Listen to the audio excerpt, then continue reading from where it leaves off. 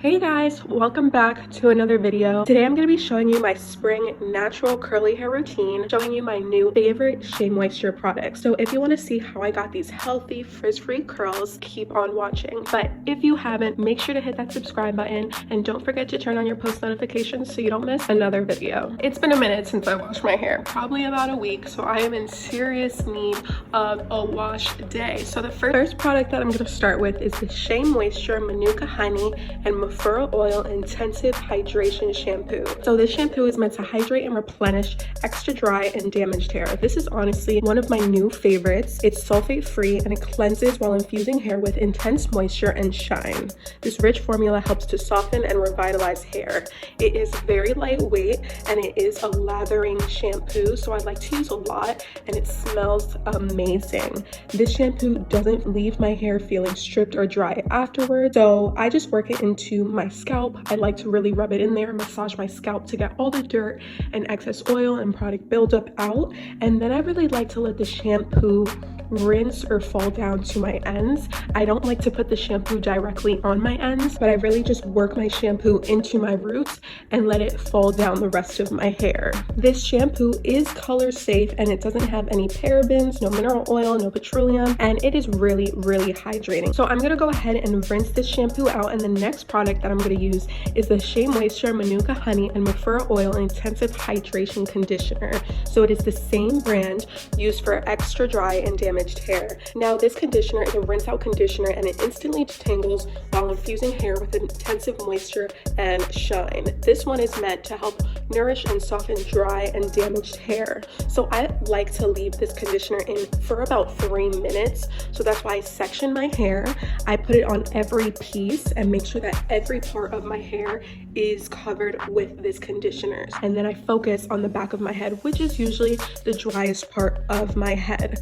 This conditioner smells so good. It leaves my hair feeling soft and hydrated and nourished and just amazing. The conditioner does have a really thick consistency. While I use this conditioner as well, I do like to use it with a brush to detangle any knots or any rough pieces that I might have right before I use a mask, so my hair is properly prepped to receive that mask and that extra moisture. So after a couple minutes, I'm gonna let that sit and then I'm gonna rinse it out of my hair. And the last product that I'm gonna use is the Shea Moisture Manuka Honey Mafura Oil Intensive Hydration Mask. Now this mask is meant to condition while infusing hair with a powerful dose of moisture. So it helps to restore and lock in moisture for stronger, healthier, frizz-free hair. Now this mask says you're supposed to leave it in for about 5 minutes, and you can use a wide tooth comb to distribute evenly.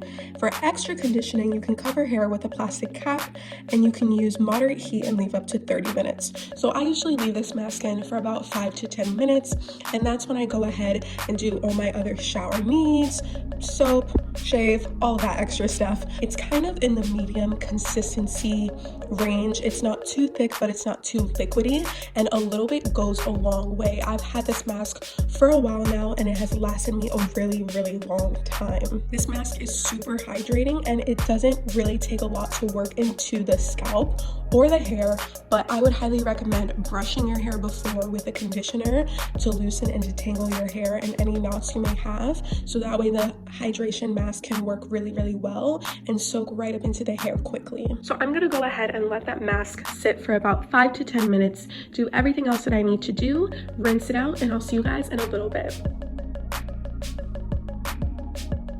So now that my hair is nice and clean and washed and prepped, I'm gonna go ahead and start sectioning off my hair to style.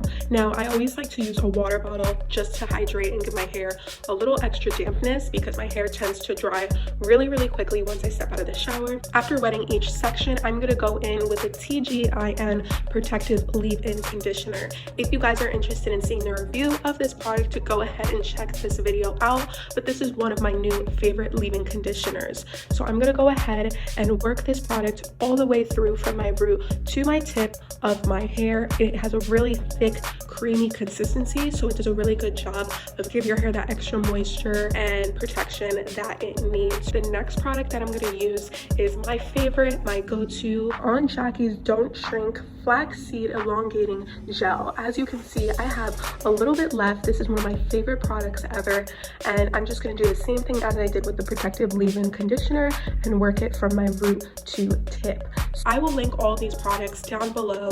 It does not have a hard cast. It does not leave your hair crunchy once it dries. It truly just locks in the products that you used, keeps your hair defined, doesn't give you frizz, and once your hair dries, it looks 100% natural. It won't leave you with a hard, crunchy, flaky cast. So something that I do to stretch out my curls that are super short and like to shrink up and like to stay coiled is I use clips. So I put the clips in the back of my hair because this is where I have the most curls that like to shrink, and this will help them stay elongated when they dry. And because my hair is curly, the clips won't leave a imprint. So my method for styling my hair is I just like to finger rake from the back of my head all the way up to the mid crown of my head. I basically just use my fingers.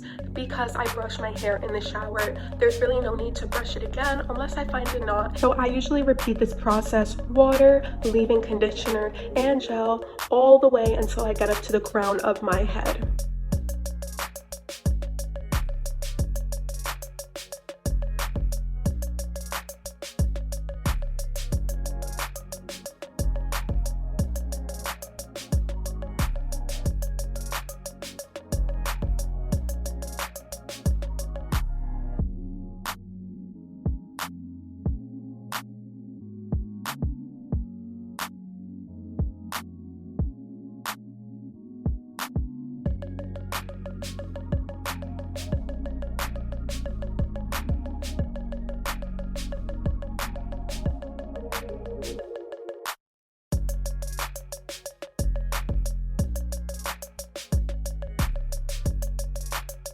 Once I get to the top of my head, the crown of my head, and I use water to re-dampen those pieces, I usually have to start using my Demon brush. Because the crown of my head and the back of my head is the driest, this tends to be the most knotty and frizziest area. So I usually like to take a brush to get any frizzy or knotty pieces out. I use the same method, leave-in conditioner, gel, and then I will start to finger coil. So if you guys are interested in seeing my finger coiling method, go check out that video. I go into depth of how exactly I finger coil for beginners, but I usually use finger coiling on my frizzy pieces. So I just wrap the hair around my finger and twist it to give it a curling shape to help the curls form and to lock in the product. I go ahead and do this from the top of my head all the way to the front of my head.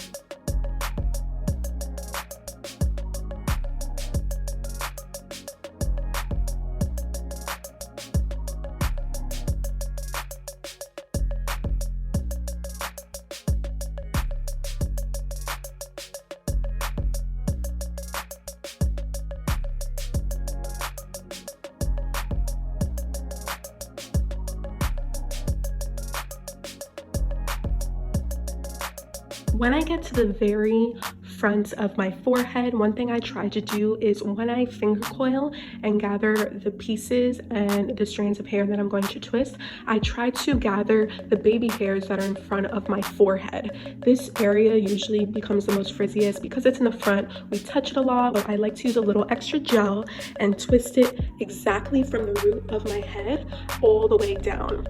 After this, I take those same clips and I like to place 2 in the top of my head. By doing this, it makes sure that my hair dries out of my face, and it also assures that when my hair dries, the front of my hair dries with volume. I take the same Aunt Jackie's gel, I apply it to my baby hairs, and then I take a toothbrush just to comb down those hairs and make sure they're nice and laid down.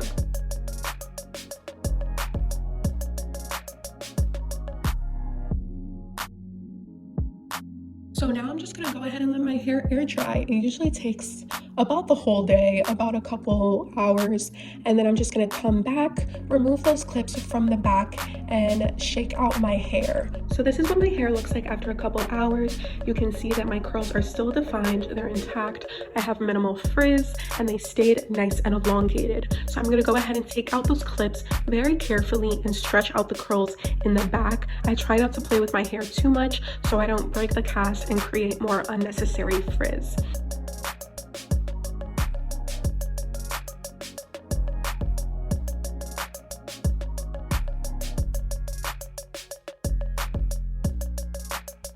Then I'm going to take out the clips from the top of my head, and I'm going to shake the front curls and pieces forward. So I'm going to shake them down. The reason I separate them in front of my head is to give them a little bit of volume once I flip my hair up.